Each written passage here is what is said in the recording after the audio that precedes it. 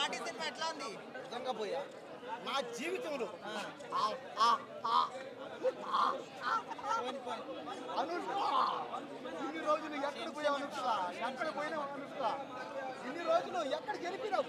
ఏ దేశానికి పోయావు? ఏ రాష్ట్రానికి పోయావు? ఎక్కడ పోయినావు? తెలుగులో సినిమాలు ఎందుకు చేయట్లేదు నువ్వు? తెలుగులో సినిమాలు చేయి అనుష్క, చెయ్యి.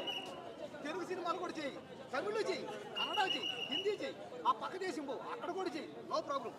తెలుగులో కూడా దయచేసి సినిమాలు చెయ్యండి. కాబట్టి అనుష్క చేసిన పర్ఫార్మెన్స్ మాత్రం అద్భుతం, అమోఘం, ఆశ్చర్యం, ఆహ్లాదం, వినోదం. అదే హీరోయిన్ లా లేదు, హీరోలా ఉంది. కాబట్టి ప్రతి ఒక్క ఆడపిల్ల అనుష్కని ఇన్స్పిరేషన్గా తీసుకోండి. ప్రతి ఒక్క అమ్మాయి అనుష్కని ఇన్స్పిరేషన్గా తీసుకోండి. మీకు మీరే హీరోలా ఉండండి, మీకు మీరే హీరోయిన్లా ఉండండి. అంటే ఈ సినిమాలో అనుష్క తన భర్త తను ప్రేమించిన వాడిని పోగొట్టుకుంటే, చచ్చిపోతే అతని కోసం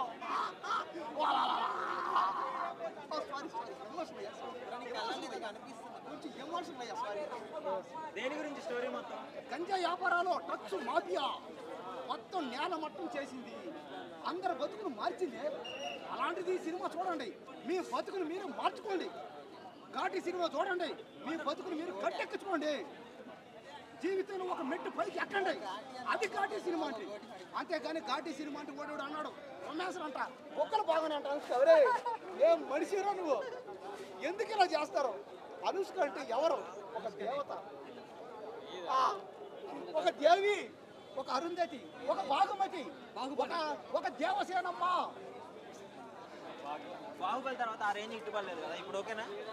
బాహుబలి తర్వాత ఆ రేంజ్ ఇట్టు ఒకవేళ ఏమో చెప్పలేం కదా. ఈ సినిమాయే బాహుబలి సినిమా నాకు ఆడితే ఎన్ని కోట్లు వస్తాయి? అదే కదా, ఏమో 1,00,000 కోట్లు రావచ్చాము. నేను రావచ్చాము అన్న, వస్తాయని అనలేదే, వచ్చేసే అదే. అదే చూసారా, మీరు అడిగారు ఏమని. అంటే ఈ సినిమా ఆడదా, ఈ సినిమా బాగలేదా? అవునయ్యా బాగుంది. ఈ సినిమా కూడా 1,00,000 కోట్లు వస్తాయని ఎక్స్పెక్ట్ చేసి అభిమానంతో.